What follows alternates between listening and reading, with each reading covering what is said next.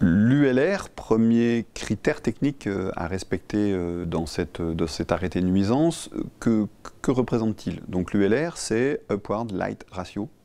Cela veut dire donc la proportion du flux sortant du luminaire qui va au-dessus de l'horizon. Il faut bien faire attention à une chose, c'est que cette proportion, elle est prise avec le luminaire incliné.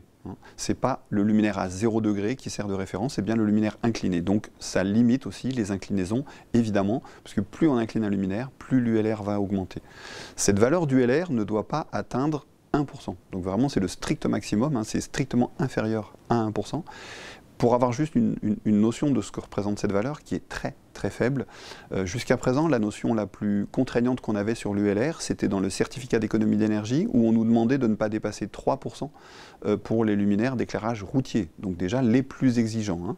Donc on est passé de 3 à 1%, donc quelque chose de relativement complexe à faire pour des luminaires, sauf des luminaires à verre plan, pour lesquels c'est vraiment assez simple à respecter.